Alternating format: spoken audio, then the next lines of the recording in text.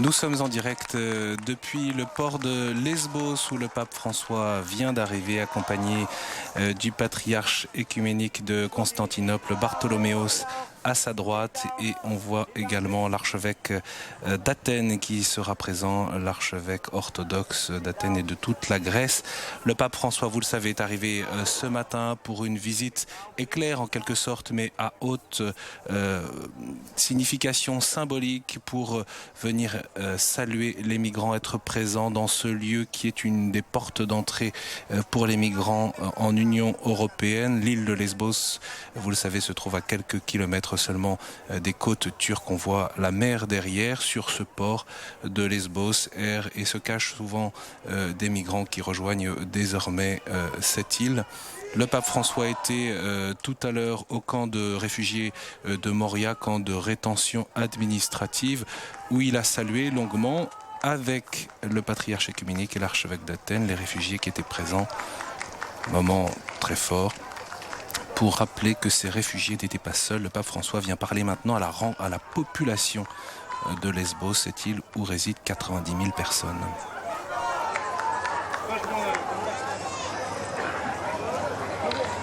Signor Capo del Governo, distinte autorità, cari fratelli e sorelle,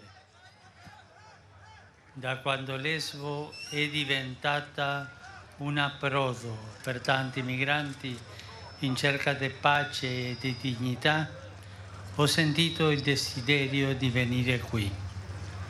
Oggi ringrazio Dio che me lo ha concesso e ringrazio il signor Presidente Pavlopoulos di avermi invitato, insieme con il patriarca Bartolomeo e l'arcivescovo Hieronymus.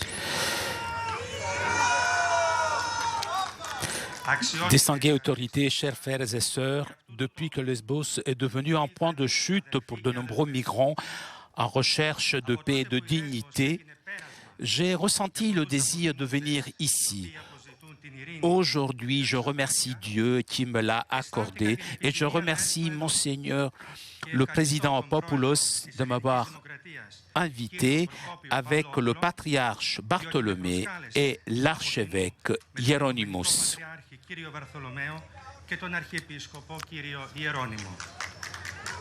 Vorrei esprimere la mia ammirazione al popolo greco che, nonostante le gravi difficoltà da affrontare, ha saputo tenere aperti i cuori delle porte. Tante persone semplici hanno messo a disposizione il poco che avevano per condividerlo con chi era privo di tutto. Dio saprà ricompensare questa generosità come quella di altre nazioni circostanti che fin dai primi momenti hanno accolto con grande disponibilità moltissimi migranti forzati. È pure benedetta la presenza generosa di tanti volontari e di numerose associazioni che insieme alle diverse istituzioni pubbliche stanno portando il loro aiuto, esprimendo nel concreto una vicinanza fraterna. Je voudrais exprimer mon admiration au peuple grec qui, malgré les graves difficultés à affronter, a su tenir ouverts les cœurs et les portes. Beaucoup de personnes simples ont mis à disposition le peu qu'elles avaient pour le partager avec celui qui était privé de tout. Dieu saura récompenser cette générosité comme celle d'autres nations voisines qui, dès les premiers moments, ont accueilli avec une grande disponibilité de très nombreux migrants forcés et aussi béni la présence généreuse de beaucoup de volontaires et de nombreuses associations qui, avec les diverses institutions publiques, ont apporté et apportent leur aide, exprimant concrètement une proximité fraternelle. Που από κοινού με τους ποικίλους δημόσιους θεσμούς προσέφεραν και συνεχίζουν να προσφέρουν τη βοήθειά τους, εκφράζοντας κατά τρόπο συγκεκριμένο την αδελφική τους εγκύτητα. Oggi vorrei rinnovare un accorato appello alla responsabilità e alla solidarietà di fronte a una situazione tanto drammatica. Molti profughi che si trovano su quest'isola e in diverse parti della Grecia stanno vivendo in condizioni critiche, in un clima di ansia e di paura, a volte di disperazione per i disagi materiali e per l'incertezza del futuro. Le preoccupazioni delle istituzioni e della gente qui in Grecia, come in altri paesi d'Europa, sono comprensibili e legittime. E tuttavia non bisogna mai dimenticare che i migranti, prima di essere numeri, sono persone, sono volti, nomi, sono storie. L'Europa è la patria dei diritti umani e chiunque metta piede in terra europea dovrebbe poterlo sperimentare, così si renderà più consapevole di doverli a sua volta rispettare e difendere. Purtroppo alcuni, tra cui molti bambini, non sono riusciti nemmeno ad arrivare. Hanno perso la vita in mare, vittime di viaggi disumani e sottoposti a langherie di vili aguzzini. Je voudrais renouveler aujourd'hui un appel plein de tristesse à la responsabilité et la solidarité face à une situation aussi dramatique. Beaucoup de réfugiés qui se trouvent sur cette île et en divers endroits de la Grèce vivent dans des conditions critiques, dans un climat d'anxiété et de peur, parfois de désespoir, en raison des difficultés matérielles et de l'incertitude de l'avenir. Les préoccupations des institutions et des personnes ici, en Grèce, comme dans d'autres pays d'Europe, sont compréhensibles et légitimes. Il ne faut cependant jamais oublier que les migrants, avant d'être des numéros, sont des personnes, des visages, des noms, des histoires. L'Europe est la patrie des droits humains et quiconque pose le pied en terre européenne devrait pouvoir en faire l'expérience. Ainsi, il se rendra plus conscient de devoir à son tour les respecter et les défendre. Malheureusement, certains, parmi lesquels beaucoup d'enfants, n'ont même pas réussi à arriver. Ils ont perdu leur vie en mer, victimes de voyages inhumains et soumis aux brimades de lâches bourreaux. Θύματα απάνθρωπων ταξιδιών και υποβεβλημένοι στις κακουχίες δειλών βασανιστών. Voi, abitanti di Lesbo, dimostrate che in queste terre, culla di civiltà, pulsa ancora il cuore di un'umanità che sa riconoscere prima di tutto il fratello e la sorella. Un'umanità che vuole costruire ponti e rifugge dall'illusione di innalzare recinti per sentirsi più sicura.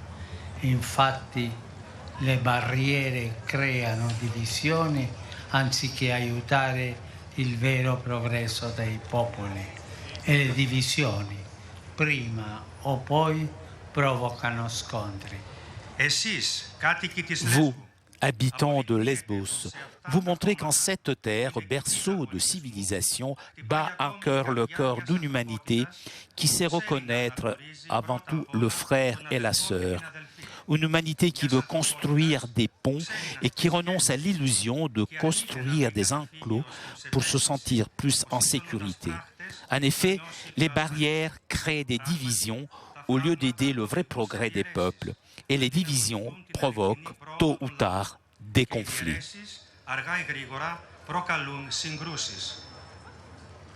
Per essere veramente solidali con chi è costretto a fuggire dalla propria terra, bisogna lavorare per rimuovere le cause di questa drammatica realtà. Non basta limitarsi a inseguire l'emergenza del momento, ma occorre sviluppare politiche di ampio respiro, non unilaterali. Prima di tutto è necessario costruire la pace là dove la guerra ha portato distruzione e morte e impedire che questo cancro si diffonda altrove. Per questo bisogna contrastare con fermezza la proliferazione e il traffico delle armi e le loro trame spesso occulte. Vanno privati di ogni sostegno quanti perseguono progetti di odio e di violenza. Va invece promossa, senza stancarsi, la collaborazione tra i paesi, le organizzazioni internazionali e le istituzioni umanitarie, non isolando, ma sostenendo chi fronteggia l'emergenza. In questa prospettiva rinnovo l'auspicio che abbia successo il primo vertice umanitario mondiale che avrà luogo a Istanbul il mese prossimo. Pour être vraiment solidaire avec celui qui est contraint de fuir sa propre terre, il faut travailler pour supprimer les causes de cette dramatique réalité. Il ne suffit pas de se limiter à faire face à l'urgence du moment, mais il faut développer des politiques de longue haleine qui ne soient pas unilatérales. Avant tout, il est nécessaire de construire la paix là où la guerre a apporté destruction et mort et empêcher que ce cancer se répande ailleurs. Pour cela, il est nécessaire de s'opposer avec fermeté à la prolifération et au trafic des armes et de leurs réseaux, souvent occultes. Que ceux qui poursuivent des projets de haine et de violence soient privés de tout soutien. En revanche, que la collaboration entre les pays, les organisations internationales et les institutions humanitaires soit promue inlassablement. Non pas en isolant, mais en soutenant celui qui fait face à l'urgence. Dans cette perspective, je renouvelle le souhait que le premier sommet humanitaire mondial, qui aura lieu à Istanbul le mois prochain, soit un succès.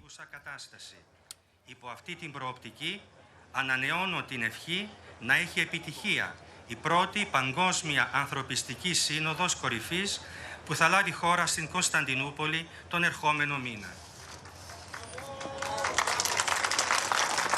Tutto questo si può fare solo insieme. Insieme si possono e si devono cercare soluzioni degne dell'uomo alla complessa questione dei profughi. E in questo è indispensabile anche il contributo delle chiese e delle comunità religiose. La mia presenza qui insieme al Patriarca Bartolomeo e all'Arcivescovo Hieronymus sta a testimoniare la nostra volontà di continuare a collaborare perché questa sfida epocale diventi occasione non di scontro ma di crescita della civiltà e dell'amore. Tout cela, on peut seulement le faire ensemble. Ensemble, on peut et on doit chercher des solutions dignes de l'homme à la question complexe des réfugiés. Et pour cela, la contribution des églises et des communautés religieuses est aussi indispensable. Ma présence ici avec le patriarche Bartholomée et l'archevêque Hieronymus témoigne de notre volonté de continuer à collaborer pour que ce défi de notre temps devienne une occasion, non pas de conflit, mais de croissance de la civilisation de l'amour.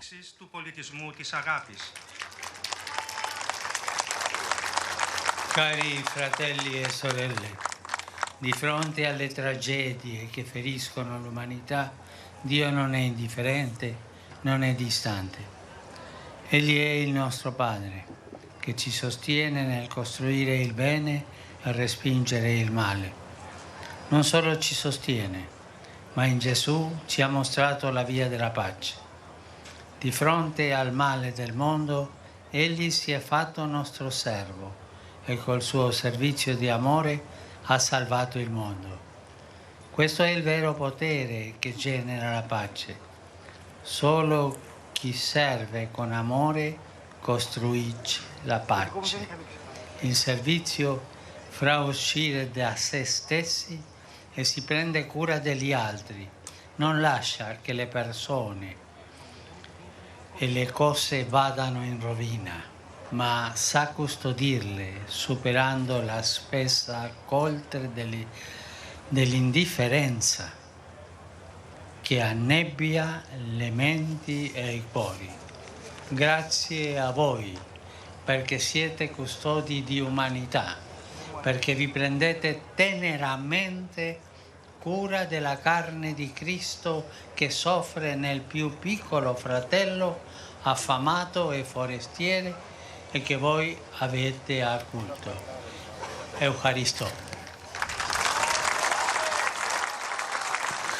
Chers frères et sœurs, face aux tragédies qui blessent l'humanité, Dieu n'est pas indifférent, il n'est pas distant. Il est notre Père qui nous aide à construire le bien et à repousser le mal. Non seulement il nous soutient, mais en Jésus, il nous a montré le chemin de la paix. Face au mal du monde, il s'est fait notre serviteur. Et par son service d'amour, il a sauvé le monde. Voilà le vrai pouvoir qui engendre la paix. Seul celui qui sert avec amour construit la paix. Le service fait sortir de soi-même et il prend soin des autres. Il ne permet pas que les personnes ni les choses tombent en ruine, mais il sait les préserver, dépassant la couche épaisse d'indifférence qui obscurcit les esprits et les cœurs. Merci à vous, parce que vous êtes des gardiens d'humanité, parce que vous prenez soin avec tendresse de la chair du Christ qui souffre dans le frère le plus petit, affamé et étranger, et que vous avez accueilli.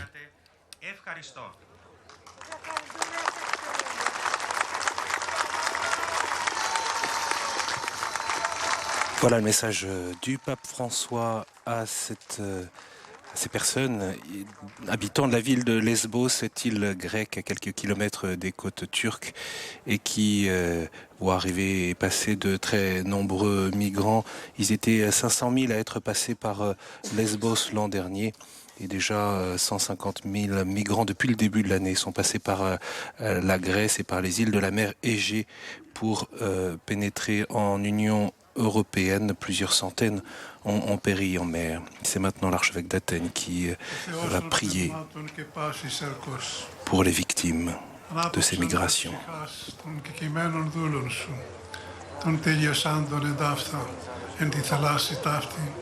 Ότι εσύ Ανάστασης η ζωή και με καρή ανάπαυσης Χριστέ ο Θεός ημών και εσύ τη δόξα να αναπέμπομεν το Πατρί και το Υιό και το Αγίο Πνεύματι.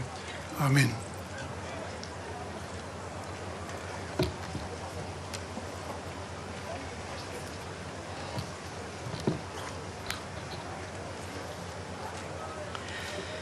Κύριε του ελέους και των νικτυρμών και πάσης παρακλήσεως, δεόμεθά σου υπέρ των εμπεριστάτων αδελφών ημών και λέγομεν τη αγαθότητή σου.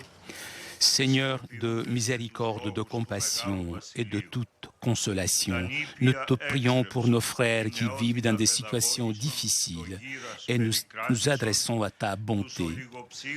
Nourris les nouveau-nés, instruis les jeunes, fais grandir la force des anciens, donne du courage aux faibles, réunis ceux qui sont divisés, navigue avec les navigants, voyage avec les voyageurs, défends les veuves, protège les orphelins, libère les prisonniers, guéris les malades.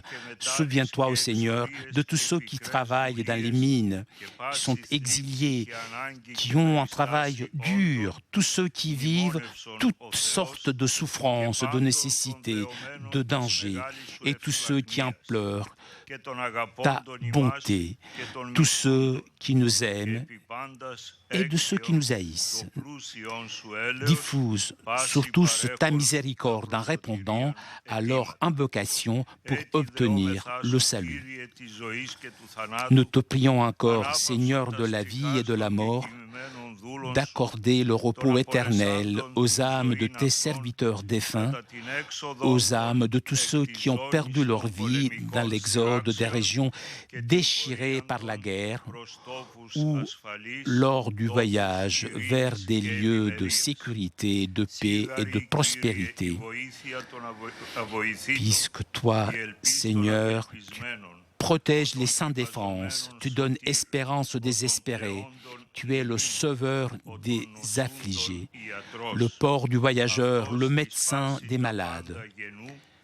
Tu es tout pour tous, toi qui connais chaque personne, ses besoins, sa maison, sa famille, ses nécessités. Libère cette île, Seigneur, et toute ville et pays de la famine, de tout fléau, du tremblement de terre, des inondations, des incendies, de l'épée, de l'invasion des ennemis étrangers et de la guerre civile.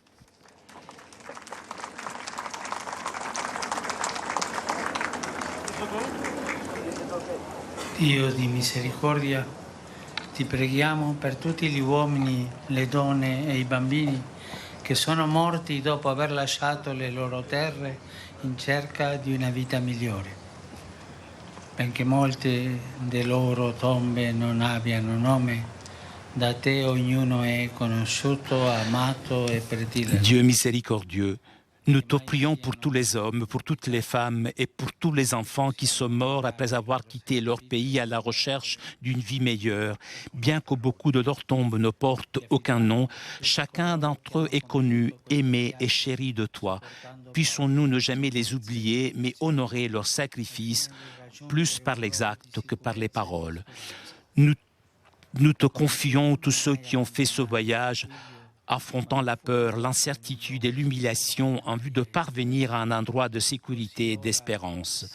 Tout comme tu n'as jamais abandonné ton fils lorsqu'il a été conduit à un endroit sûr par Marie et par Joseph, de même à présent, sois proche de tes fils et de tes filles que voici à travers notre tendresse et notre protection. En prenant soin d'eux, puissons-nous travailler pour un monde où personne n'est contraint à abandonner sa maison, où chacun peut vivre dans la liberté, la dignité et la paix. Dieu miséricordieux et Père de tous, réveille-nous du sommeil de l'indifférence, ouvre nos yeux à leur souffrance, libère-nous de l'insensibilité générée par le confort mondain et l'égocentrisme. Aide-nous en tant que nation, communauté et individus à voir que ceux qui viennent dans nos contrées sont nos frères et sœurs. Puissons-nous partager avec eux la bénédiction que nous avons reçue de tes mains et reconnaître qu'ensemble, comme une famille unique, nous sommes tous des migrants, un chemin dans l'espérance vers toi, notre vraie maison, où toute larme sera essuyée, où nous serons tous en paix et en sécurité dans tes bras. Θεέ της ευσπλαχνίας, σε παρακαλούμε για όλους τους άνδρες, τις γυναίκες και τα παιδιά που αποδήμησαν από αυτόν τον κόσμο, αφού άφησαν τη χώρα τους επιζητώντας μια καλύτερη ζωή.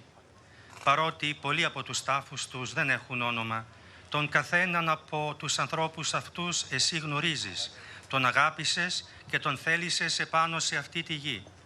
Ήθε ποτέ να μην λησμονηθούν από εμάς, αλλά να τιμούμε τη θυσία τους περισσότερο με τα έργα παρά με τα λόγια. Σου εμπιστευόμαστε όλους εκείνους που διέτρεξαν αυτό το ταξίδι, υπομένοντας φόβους, αβεβαιότητα και ταπεινώσεις, με σκοπό να φτάσουν σε έναν τόπο ασφάλειας και ελπίδας. Όπως εσύ δεν εγκατέλειψες τον Υιό σου όταν οδηγήθηκε σε έναν τόπο ασφαλή από την Παναγία και τον Ιωσήφ, έτσι τώρα να είσαι κοντά σε αυτά τα παιδιά σου, διαμέσω της τρυφερότητας και της προστασίας μας. Κάνε ώστε, φροντίζοντάς τους, να μπορέσουμε να προωθήσουμε έναν κόσμο όπου κανείς να μην είναι εξαναγκασμένος να αφήσει το σπίτι του και όπου όλοι να μπορούν να ζουν με ελευθερία, αξιοπρέπεια και ειρήνη. Θέτης ευσπλαχνίας και πατέρα όλων, αφύπνισέ μας από τον ύπνο της αδιαφορίας. Άνοιξε τα μάτια μας στα βάσανά τους και απεγκλώβησέ μας από την αναισθησία. Έπνευσε όλους μας, έθνη, κοινότητες και μεμονωμένα άτομα, να αναγνωρίσουμε πως όσοι φτάνουν στις ακτές μας είναι αδελφοί και αδελφές μας. Βοήθησέ μας να μοιραστούμε μαζί τους τις ευλογίες που λάβαμε από τα χέρια σου και να αναγνωρίσουμε πως από κοινού, ως μία και μοναδική ανθρώπινη οικογένεια, είμαστε όλοι πρόσφυγες, ταξιδιώτες ελπίδας προς εσένα, ο οποίος είσαι ο αληθινός μας οίκος, εκεί όπου κάθε δάκρυ θα εξαλειφθεί, εκεί όπου θα είμαστε εν ειρήνη στην ασφάλεια της αγκαλιάς σου.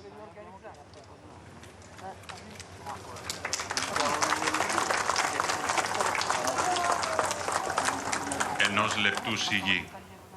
A minute of silence. Et sur ce port de Mytilène, où le pape François, le patriarche œcuménique de Constantinople et l'archevêque d'Athènes rencontrent la population et la communauté catholique, il est invité à faire une minute de silence après ses prières.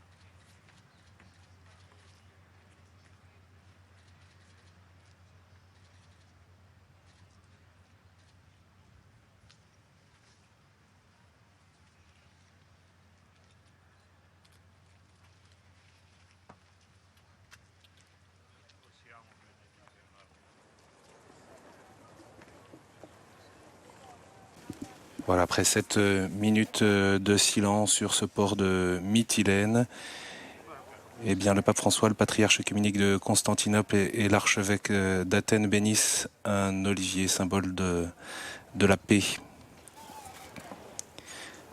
Nous sommes avec Philippine de Saint-Pierre que nous retrouvons. Vous êtes envoyé spécial de KTO sur l'île de Lesbos pour suivre cette visite à haute portée symbolique. De fait, ce qui a marqué ces dernières heures, c'est la rencontre très personnelle de ces trois responsables d'église chrétienne, le pape François, le patriarche œcuménique de Constantinople, avec chacun des réfugiés dans ce camp de Moria tout à l'heure, et puis cet appel à la responsabilité, à la solidarité. Un appel à la responsabilité, à la solidarité, à la fraternité. Vous l'avez vu dans les gestes du pape qui parle en parabole, comme toujours, et qui, semble-t-il, va aller plus loin puisque nous devrions repartir dans peu de temps maintenant avec à bord de l'avion papal une dizaine de réfugiés. C'est ce que nous a confirmé le GRS, le service jésuite pour les réfugiés. L'une des personnes qui le suivait, une jeune femme Ruth, avec un fils âgé de 2 ans, a été prévenue il y a quelques heures qu'elle pourrait donc repartir. Sa situation était ici bloquée et depuis ce matin, elle a pris l'ensemble de ses affaires. Elle a quitté le camp. Il n'y a pas encore de confirmation officielle de la part du Saint-Siège, mais il y a cette confirmation du JRS et le fait que plusieurs d'entre eux, donc plusieurs familles, ont rassemblé leurs affaires et se trouvent dans un bus spécial qui, semble-t-il, est en route vers l'aéroport et devrait rentrer en Italie à bord de l'avion du pape. Alors Philippine, je vous interromps un moment parce que on voit ce geste très fort du pape François, du patriarche de Constantinople et de l'archevêque d'Athènes qui viennent de jeter ces couronnes de fleurs à la mémoire des victimes, de tous ceux qui ont péri dans cette traversée de la mer Égée ou de la mer Méditerranée, en tout cas en l'occurrence à quelques kilomètres de ces côtes turques, ces migrants qui, au risque de leur vie, fuient leur pays et souhaitent rejoindre l'Union européenne. Voilà, comme cela rappelle évidemment le geste que le pape François avait fait lui-même sur l'île de Lampedusa, à la mémoire des personnes mortes en Méditerranée. Philippine, vous le disiez, donc il y a cette annonce, ou en l'occurrence cette situation probable que le pape François puisse repartir avec quelques familles. de réfugiés. Oui, on parle ici d'une dizaine de personnes. Encore une fois, il n'y a pas pour l'instant de confirmation officielle. Interrogé, le père Lombardi a répondu qu'il ne pouvait ni confirmer ni infirmer. Néanmoins, les acteurs qui ici viennent en aide aux réfugiés et sont donc au plus près de leur quotidien et de leur situation le confirment. Nous étions tout à l'heure avec le père Maurice Joyeux, qui est le directeur pour la Grèce de ce centre jésuite, de cette association jésuite d'aide aux réfugiés, et qui confirme qu'une dizaine de personnes, semble-t-il, ont été invitées à préparer leurs affaires. Il s'agit de personnes particulièrement vulnérables. Alors, selon quels critères, quelle liste de personnes, tout cela, on ne le sait pas encore. Encore une fois, l'information elle-même demande à être confirmée, mais ce serait bien, osais-je dire, dans la manière de François d'agir ainsi en parabole une fois de plus, en donnant l'exemple, le premier, du fait que chacun peut faire quelque chose, chacun peut accueillir et qu'il ne faut pas avoir peur. Le directeur du JRS nous rappelait tout à l'heure, et vous l'entendrez ce soir sur KTO, nous rappelait qu'il ne faut pas que nous chrétiens ayons peur de l'accueil qui fait vraiment partie des valeurs évangéliques, et que nous ne devons pas seulement les annoncer, mais aussi les mettre en pratique. Les Grecs aujourd'hui ne peuvent plus seuls faire face à cette situation, disait-il encore. La situation ici est vraiment extrêmement difficile pour l'ensemble de la population, et à travers les discours, les paroles du pape, mais aussi à travers ces gestes et peut-être donc cette initiative choc, eh bien c'est une manière pour le pape d'adresser son cri au monde pour refuser l'indifférence et inviter chacun à prendre sa part de la fraternité. Oui, le pape l'a dit à l'instant dans son discours là sur ce port de Mytilène, depuis ce port de Mytilène, les préoccupations des institutions et des personnes ici en Grèce comme dans d'autres pays d'Europe sont compréhensibles et légitimes, mais il ne faut pas jamais oublier que les migrants, avant d'être des numéros, sont des personnes, des visages, des noms, des histoires. Et il a également interpellé l'Europe. L'Europe est la patrie des droits humains, et qui compose le pied en terre européenne devrait pouvoir en faire l'expérience. C'est effectivement une visite éclair du pape François, et encore une fois, il n'était pas seul à la faire. Il a répondu à l'invitation du patriarche œcuménique de Constantinople et de l'archevêque d'Athènes et de toute la Grèce. Le pape François évoquait cette manière d'être ensemble, non pas dans le conflit, mais pour faire croître la civilisation de l'amour. C'était évidemment l'un des éléments aussi très importants de cette visite en Grèce. Philippine. Oui, c'est un élément dans le témoignage donné, que les chrétiens sont appelés à mettre en pratique l'enseignement de l'Évangile, et donc à se faire serviteurs de tous leurs frères, quels qu'ils soient. Et c'est vraiment le signe fort qu'ont voulu donner en surmontant les éventuels désaccords ou complexités d'organisation des choses en commun. On l'a beaucoup dit aujourd'hui, mais vraiment il faut se rendre compte que ça n'est pas simple d'organiser une visite du pape sur le territoire de l'Église orthodoxe grecque. Et donc c'est un vrai geste d'unité porté par ces trois hommes que d'avoir voulu organiser cette visite ensemble. Alors bien sûr, c'est une visite éclair, mais ça ne se compte pas tellement en nombre de minutes ou d'heures. C'est principalement la manière dont le pape a permis de braquer les caméras du monde entier sur chacun des visages de ceux devant qui il s'est arrêté, dont il a écouté l'histoire. Et c'est sa façon de nous dire, comme il l'a écrit ce matin sur les réseaux sociaux, qu'il faut arrêter de compter en nombre, mais qu'il faut se souvenir qu'il s'agit à chaque fois d'une personne. C'est un peu ce que disait Mère Teresa aussi. On peut pas, si on prend les nombres dans l'ensemble de cette de migration, on peut être à la fois tout à fait démuni et très inquiet. On peut pas forcément aider 1 million de personnes, mais on peut aider une personne, et c'est au fond le sens de ce que fait le pape s'il est bien confirmé qu'il ramène avec lui une dizaine de ces réfugiés. Merci beaucoup Philippine. Peut-être un dernier mot et rapidement. On peut s'attendre à ce que le pape François vienne s'exprimer devant les journalistes et tienne une conférence de presse dans l'avion sur le vol de retour vers Rome? Écoutez, c'est en tout cas une tradition bien établie, puisqu'il n'y a pas dérogé depuis le début de son pontificat. Donc c'est un rendez-vous en principe. Maintenant, bien entendu, c'est au pape de choisir. Donc il est vraisemblable qu'il viendra nous parler, a fortiori si cette initiative est confirmée. Maintenant, comment va se passer ce vol de retour? Est-ce que ces personnes seront bien à bord de l'avion papal?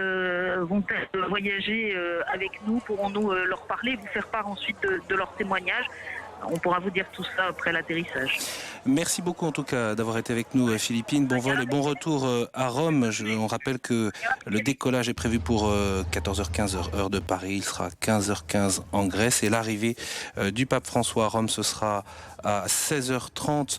Comme vous le voyez sur ces images, le pape François avec le patriarche œcuménique de Constantinople et l'archevêque d'Athènes sont remontés dans ce minibus qui les a transportés dans les différentes étapes de cette visite à Lesbos. Direction maintenant l'aéroport international. Est prévu dans le programme officiel des salutations, des rencontres privées avec l'archevêque orthodoxe d'Athènes, le patriarche de Constantinople et enfin le premier ministre grec qui a accompagné l'ensemble de cette visite. Bien sûr, vous pouvez retrouver à la fois les interventions, les discours et l'ensemble de ces rencontres très marquantes avec les migrants ici sur l'île de Lesbos sur notre site internet www.ktotv.com. Merci beaucoup à nos équipes mobilisées pour vous faire vivre cette visite à la symbolique très forte du pape François à la rencontre des migrants. Merci à Flavio Esposito pour les traductions et merci à tous pour votre fidélité.